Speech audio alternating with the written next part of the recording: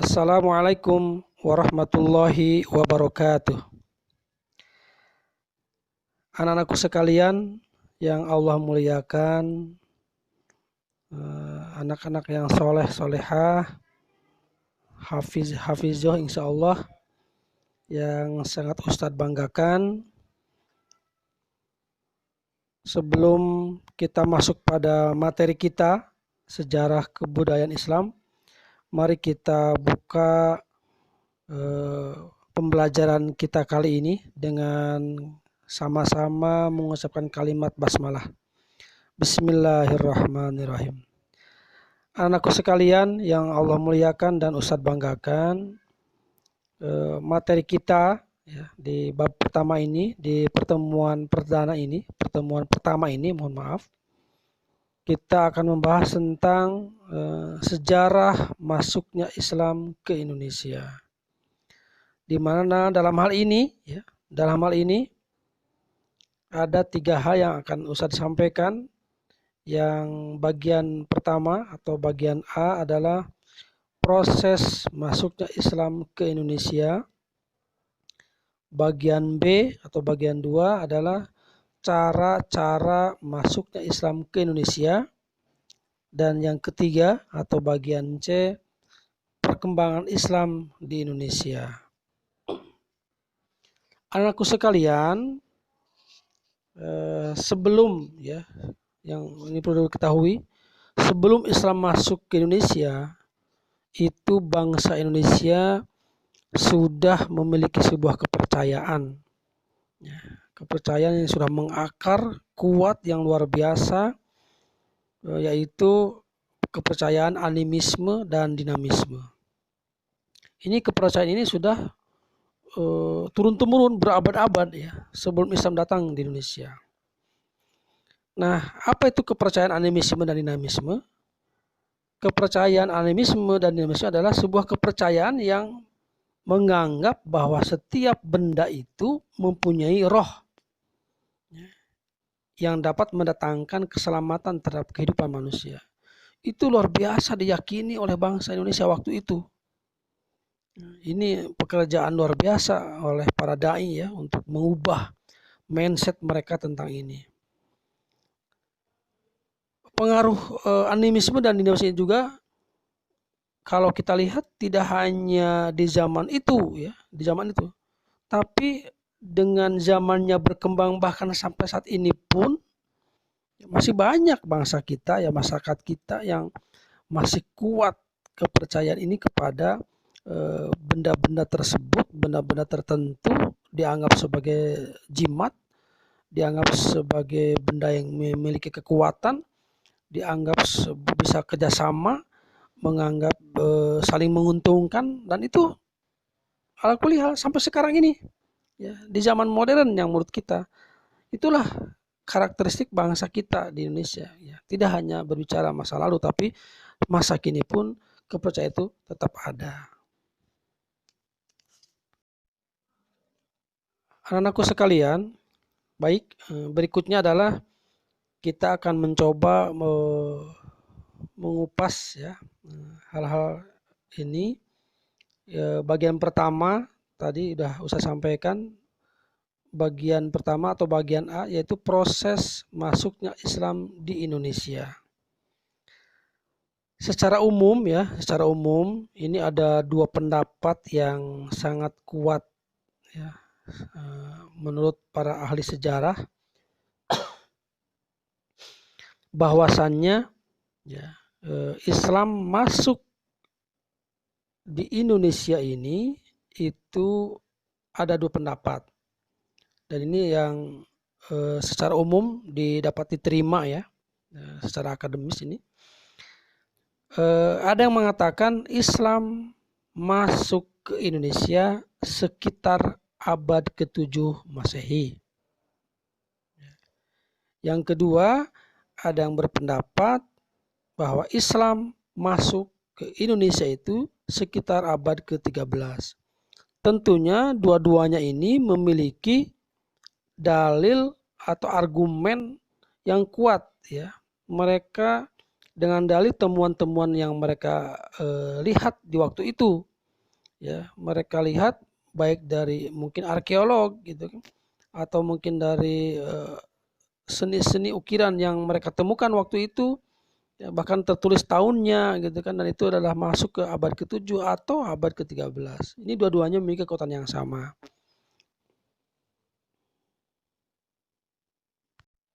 Anakku sekalian,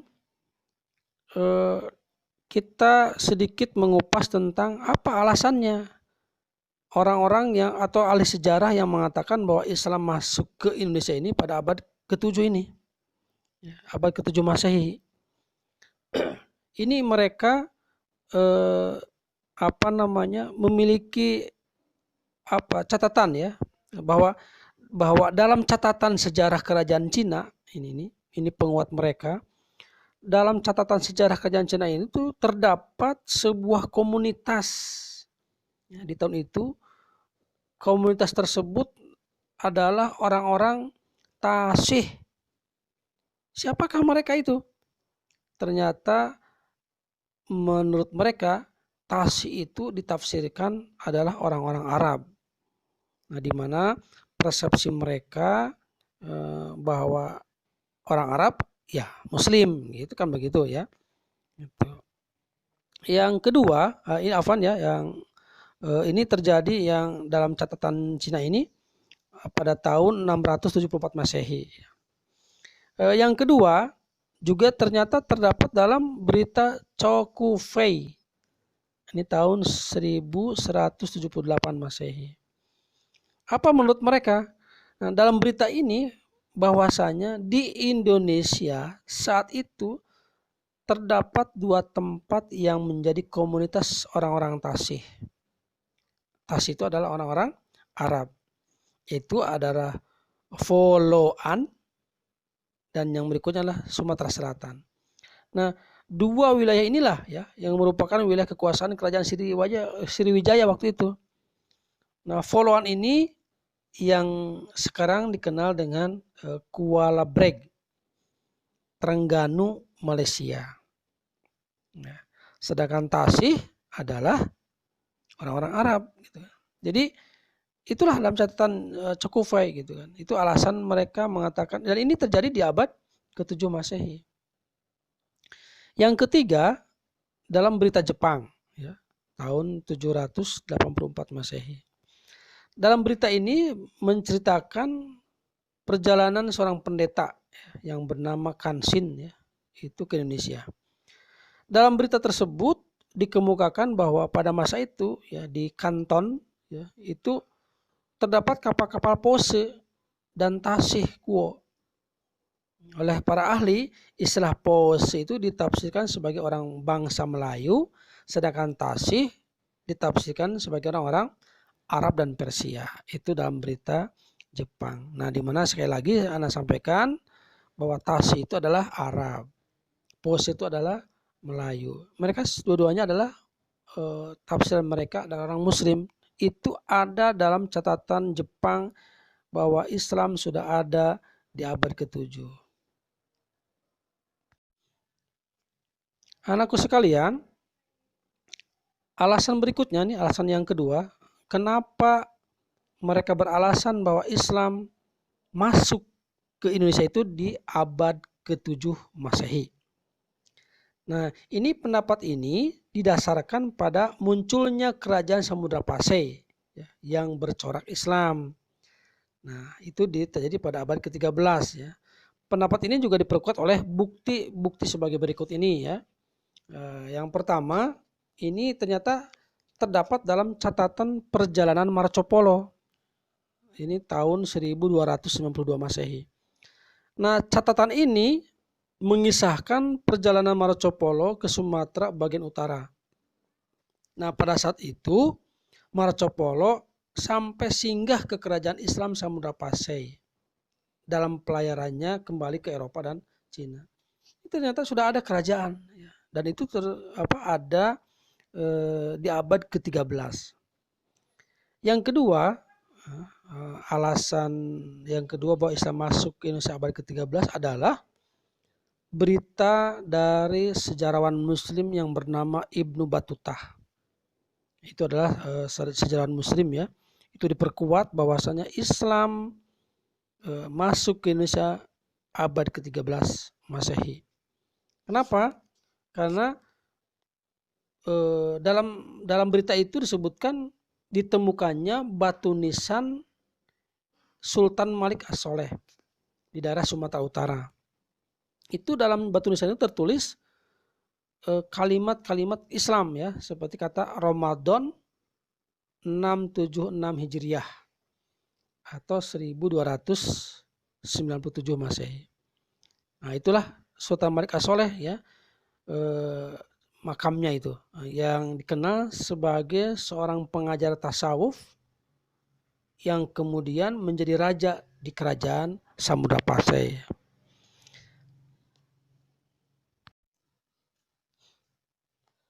Anak-anakku sekalian, perlu diketahui ya bahwasanya ketika para ulama yang berproses sebagai pedagang waktu itu menyebarkan Islam di Indonesia itu tidaklah mudah, ya, tidaklah mudah. Maka sejarawan ya memberikan pengelompokan ya bahwasanya siapakah mereka-mereka yang menerima Islam dengan mudah. Yaitu mereka mengatakan ada dua golongan ya. Pertama adalah golongan elit. Siapakah mereka? Mereka adalah para raja, bangsawan, dan para penguasa. Itu adalah orang-orang besar yang menerima Islam ya, dari kalangan elit ya. Jadi para raja, bangsawan, dan para penguasa. Yang kedua, golongan wong cilik. Siapakah mereka? Itu golongan yang paling bawah. Ya, nanti kita sampaikan ya di ini kan. Nah, inilah ya yang terjadi di Indonesia ya, waktu itu. Nah, sekarang bagian B ya, kita lanjut ke bagian B. Bagaimana cara Islam masuk ke Indonesia gitu. Bagaimana caranya? Ada 5 cara ya yang tertulis dalam buku-buku sejarah ya, sebagai referensi kita ya, bahwa ada 5 cara Islam berkembang atau masuk di Indonesia waktu itu. Pertama, yaitu dengan melalui perdagangan. Ya. Kenapa? Karena Indonesia ramai menjadi sebuah daerah lalu lintas perdagangan ya internasional sejak awal abad ke-7 Masehi sampai akhir abad ke-16. Dan disitulah ya terjadi interaksi ya. Interaksi antara para pedagang berasimilasi dengan pribumi. Nah, itu jadi interaksi ya, sehingga kita sering mengenal dengan istilah pekojan ya. Ya, jadi pemukiman para pedagang ya yang datang ke Indonesia waktu itu. Yang berikutnya dengan perkawinan ya. Islam masuk ke Indonesia itu dengan cara perkawinan. Nah, para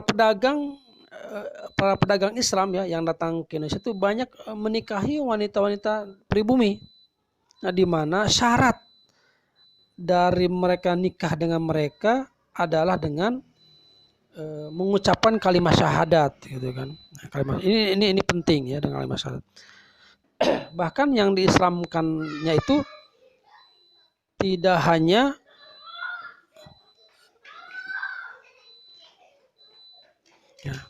hanya calon pengantinnya saja gitu kan, tetapi mereka bersyahadat bersama kedua orang tuanya. Kenapa? Karena salah satu rukun dari pernikahan itu adalah orang tuanya yang berhak menikahkan ya, menjadi wali, sehingga mereka harus bersyahadat. Anakku sekalian, berikutnya adalah Islam masuk ke Indonesia dengan cara pengajaran ya, atau dengan cara pendidikan. Apa yang mereka lakukan? Mereka mendirikan pesantren-pesantren ya. Ini luar biasa. Semakin besar semakin terkenal kiainya, maka semakin besar pengaruh ya pesantren tersebut sehingga tersebar di masyarakat.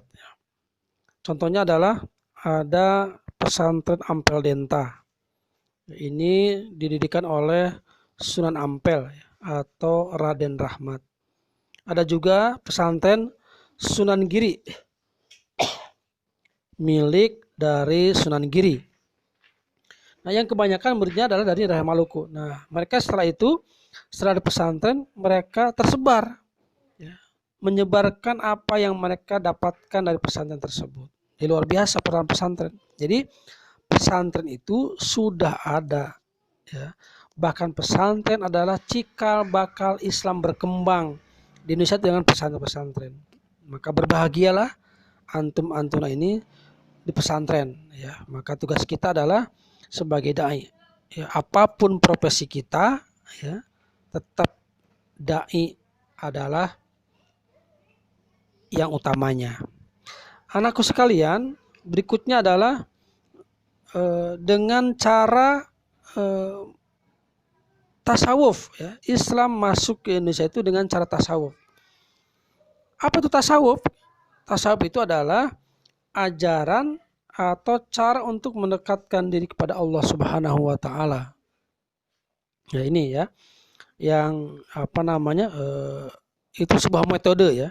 Sebuah metode bagaimana Islam berkembang saja, ya.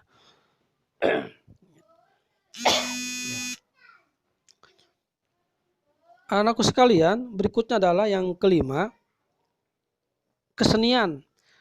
Islam berkembang di Indonesia dengan melalui seni, ya, seperti seni bangunan, ya, seni pahat, seni musik, seni sastra, ya.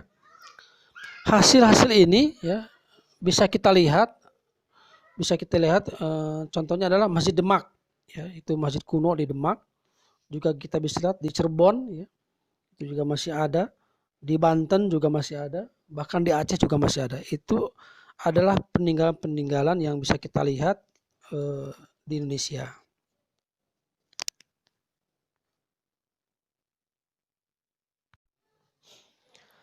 Berikutnya adalah perkembangan Islam di Indonesia. Ini dalam catatan sejarah kita, ya, di Indonesia ini, kita tahu bahwa kepulauan Indonesia ini terdiri dari 5 pulau besar, yaitu Pulau Kalimantan, Pulau Sumatera, Pulau Jawa, Pulau Sulawesi, dan Pulau Irian. Nah, pulau-pulau ini dikelilingi oleh pulau-pulau kecil, selat gitu, dan lautan. Nah, letak kepulauan Indonesia itu sangat strategis karena diapit oleh dua benua, yaitu benua Australia dan benua Asia. Nah, Indonesia juga diapit oleh dua samudra, Samudra Atlantik di sebelah utara sana dan Samudra Indonesia di sebelah selatannya. Berikutnya juga kita harus tahu bahwa tanah Indonesia itu sangat subur, banyak menghasilkan rempah-rempah. Ini menimbulkan daya tarik, ya, bagi para pedagang yang ingin ingin mencari, ya, mencari rempah-rempah ke Indonesia. Dan mereka datang ke Indonesia tidak hanya fokus ke perdagangan, ya, tapi sekali lagi tadi, ya, mereka juga adalah seorang dai, ya. Anakku sekalian, pelabuhan di Indonesia ini, ya, dermaga di Indonesia ini itu akhirnya menjadi sebuah tempat transaksi jual beli yang luar biasa secara internasional. Berbagai negara datang ke pesisir-pesisir Indonesia waktu itu, ya. Jadi kan jalur-jalur perdagangan waktu itu, ya. Seperti di Samudra Pasai, Selat Malaka, Banten, Demak, itu adalah daerah luar biasa gitu.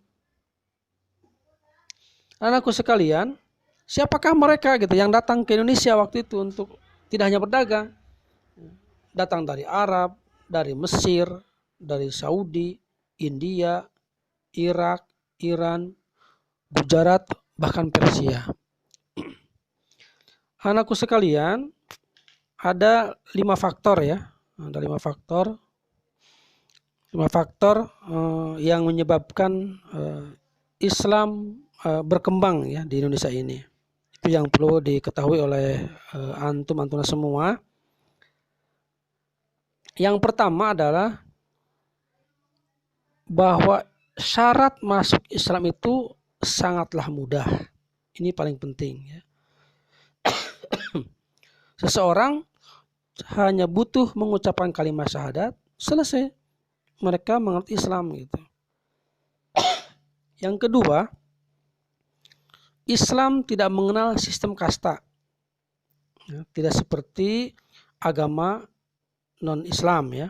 Dalam ajaran Islam tidak dikenal dengan adanya strata sosial, strata masyarakat. Semua adalah sama. Setiap anggota masyarakat mempunyai kedudukan yang sama di depan Allah ya, sebagai hamba Allah Subhanahu wa taala. Nah, kenyataan ini berbeda dengan kondisi sebelumnya, di mana masyarakat Indonesia terbagi dalam kasta-kasta. Anggota masyarakat kasta Brahmana, Ksatria itu memiliki kedudukan dan derajat yang tinggi ya daripada anggota masyarakat yang kasta Sudra dan kasta Waisya. Tapi luar biasa, Islam dari kasta Sudra inilah ya dan Waisya inilah berbondong-bondong mereka datang dan mengucapkan kalimat syahadat sehingga mereka masuk Islam. Yang ketiga, Islam tersebar dengan cara damai. Ini juga sebuah daya tarik yang luar biasa ya. Walaupun terkadang ada kekerasan, tapi itu bukan di awal ya, tapi itu di akhir ketika memang itu adalah solusi, maka mungkin dengan cara penaklukan. Yang keempat adalah faktornya adalah bahwa sifat masyarakat Indonesia itu sangat ramah. Sangat ramah. Ya, ini luar biasa. Itu juga memberikan peluang untuk bergaul lebih erat dengan bangsa lain. Di dalam pergaulan yang erat itulah kemudian terjadi saling mempengaruhi, saling berinteraksi, dan saling pengertian. Dengan cara itulah akhirnya Islam dengan mudah diterima oleh masyarakat Indonesia. Dan yang terakhir adalah upacara keagamaan dalam Islam lebih sederhana. Ya, itu. Baik. Anak-anakku sekalian, berikutnya adalah hal yang penting lagi, bahwa semua aktivitas tadi ya, faktor-faktor tadi juga karakter masyarakat Indonesia yang luar biasa ini tidak akan berhasil ya diislamkan oleh mereka-mereka ini tanpa ada sebuah upaya yang begitu luar biasa, gigih ya, sabar mereka sebagai dai, dan itu adalah bekal buat kita semua. Maka kita memberikan apresiasi yang luar biasa kepada para dai, para ulama waktu itu, dan juga kita memberikan apresiasi yang luar biasa kepada para wali ya yang sering kita dengar, Wali Songo yang bisa mengislamkan daerah Pulau Jawa. Itulah anak-anakku sekalian yang bisa Ustaz sampaikan, mudah-mudahan bermanfaat. Tetap jaga kesehatan. Mohon maaf apabila banyak kekurangan dan kesalahan. Mari kita tutup dengan baca hamdalah. Alhamdulillahirabbil alamin. Wassalamualaikum warahmatullahi wabarakatuh.